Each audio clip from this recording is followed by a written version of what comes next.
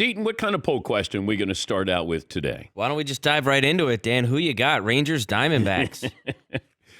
There are no losers in this matchup, in my opinion. Let's go. But 2 years ago, they were losers, that's for sure, because the Rangers lost 102 games in 2021. The Diamondbacks lost 110 games the same year. So, in case you're wondering, Arizona's 84 wins are tied with the 1973 Mets for the second fewest in a 162-game season.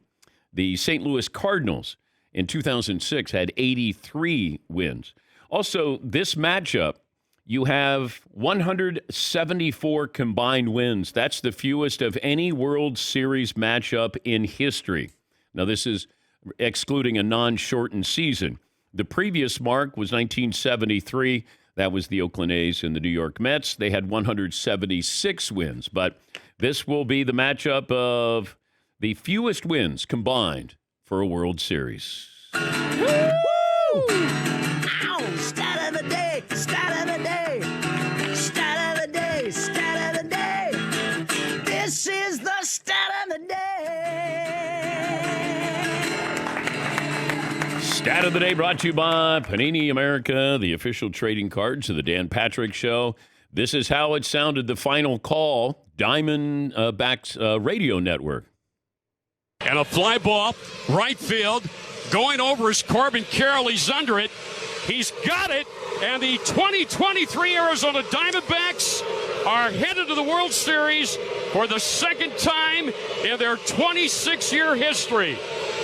They have upset the Philadelphia Phillies. They come back after losing the first two games here in Philadelphia. They went 4 of the last 5, the last 2 here at Citizens Bank Park.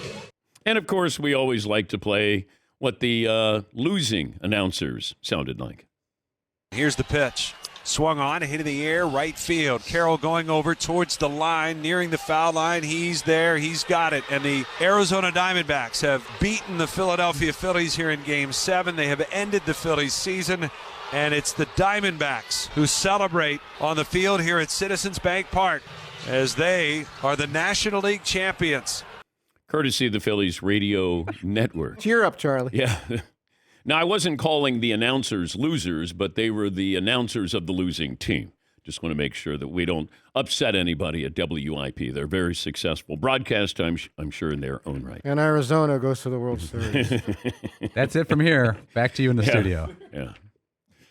It'd be tough, though. You know, you're ready. You're up 2-0. You're going to go back to the World Series. Remember a week ago at this time? Oh, my God. We love the atmosphere in Philadelphia. It's SEC. We warned you. I warned you.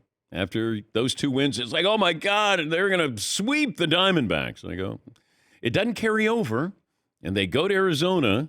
Now, did I think Arizona was going to come back and win the last 2 games in Philadelphia? No, I did not. But give credit to the organization. They stayed with their manager, Torey Lovullo. He was there. He's been there since 2016. And, you know, you got Bruce Bochy, who's a Hall of Fame manager, who's there with the Rangers. I don't know if anybody knows who these players are, these teams, certainly with the Diamondbacks. But if you're interested in watching baseball, and a great storyline here for either one of these teams. Now, Texas, I'm not surprised, made it this far because during the regular season, Texas was great. And then all of a sudden they went down. The Diamondbacks, you got in by a game. That's it. Those teams are always dangerous. When you get the wild card teams in there and they've been scraping and scrapping, every game is postseason-like feeling for them, and you saw that. Some of these teams sort of take it for granted. The Astros coming back home and losing 2 games in Houston. I mean, that's really a rarity where you have the team coming back needs 1 win, and they're at home, and both of those teams who are heavily favored lose both of those games. Any other poll questions that we're looking at? Well, yeah, we could also go with you are more happy the ... Rangers and Diamondbacks won, Astros and Phillies lost. Oh. People are not sad to see both of those teams go home, turns out. I thought the Phillies were lovable. I love the atmosphere. I don't know if the Phillies are lovable. Oh. The atmosphere is lovable. I think we should ask Diamondback fans if the Phillies are lovable.